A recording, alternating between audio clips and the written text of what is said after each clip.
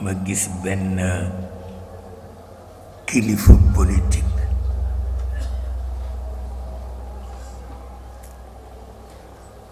bu ñuy wax Gamal Abdel Nasser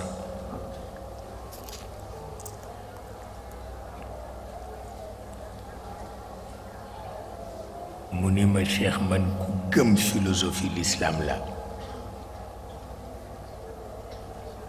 wante madahib yi dañu may fakkatal ma ni ko du yow rekk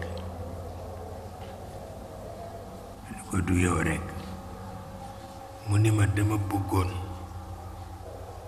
am lu ma Senghor may ma ni ko lan la mu ni ma dama bëgg gerte gi baykat yépp jaay bay mu jaay ma ko ci double prix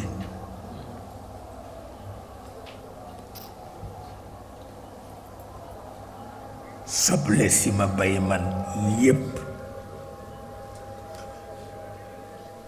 ma jaay ko ko ci moitié prix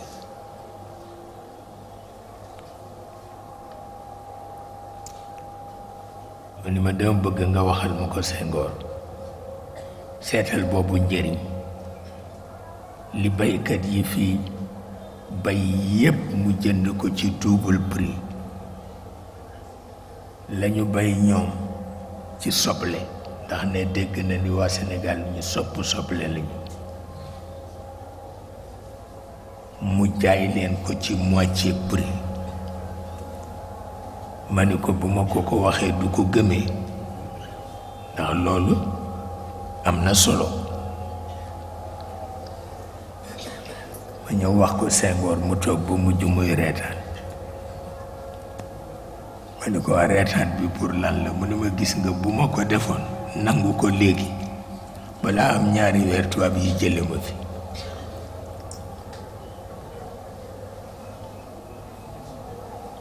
seetal loolu mu ne ma ñaari weer bala ma ko fee am ñu jële ma fi te wax na dëgg parce que colonisation moo demee noonu il faut que ñu nangu ko waaw moo demee noonu il faut que ñu nangu ko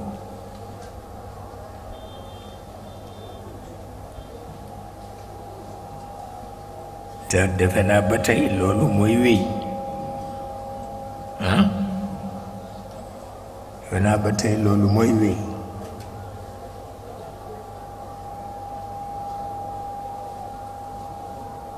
xam naa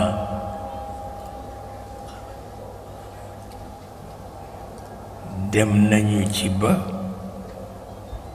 léegi ñu ni colonisation amatul